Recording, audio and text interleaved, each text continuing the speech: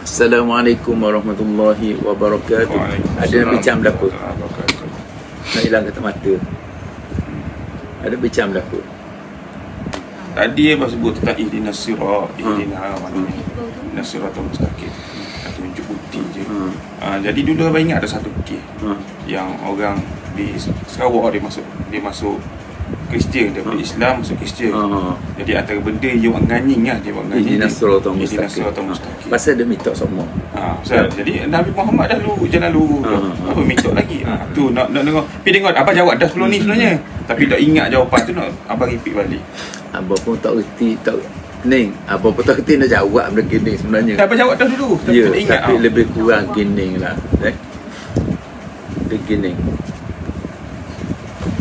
Jalan yang Rasulullah tunjuk tu betul belah kedok, tapi yang kita bimbang tahu kita gelicir rel kereta api. Rel kereta api ni ada 3 lorong. Jadi kita duduk atas rel tu comel lah pekat awal tu, tapi tengah jalan tu gelicir. Ada orang salah pupuk batang kayu, batu, rel gelicir masuk gaung.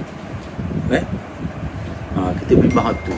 Oleh kerana tu, dan selagi sebenarnya dalam kehidupan kita ni, kalau kita baca kitab-kitab Imam Ghazali lah, dia kata iblis tu kait kita semua. Iblis kait kita so gelicir. Oleh kerana itu kita ni sebenarnya, sebab kalau boleh jangan yakin terlajak dengan diri sendiri, jangan yakin terlajak.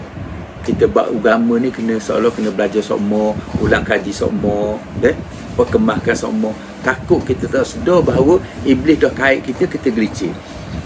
Iblis tak habis selagi kita tak mati, lagi dia duduk kait kita, nak suruh kita gelicir dalam ruang kita api tadi.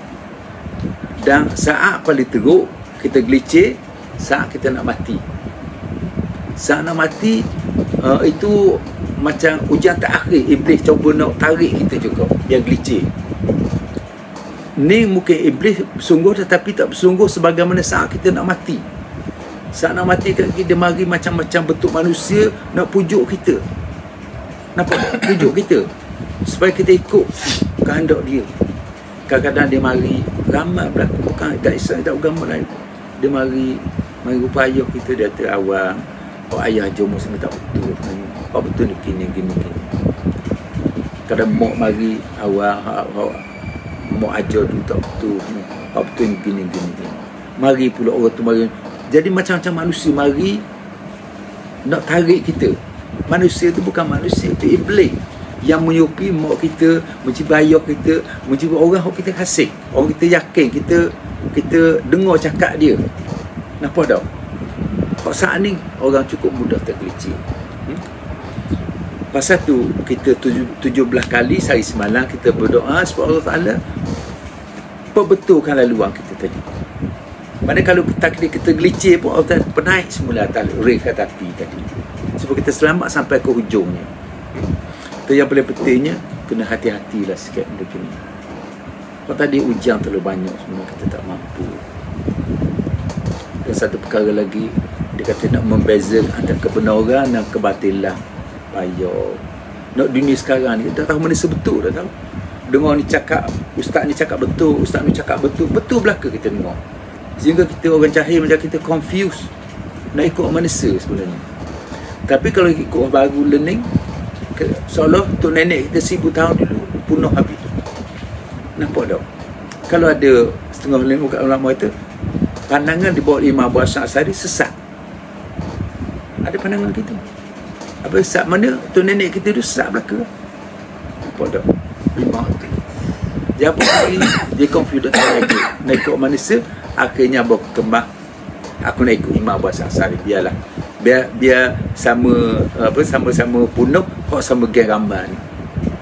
Nampak tak? Okey? Kerasa gua ni. Masuk apa?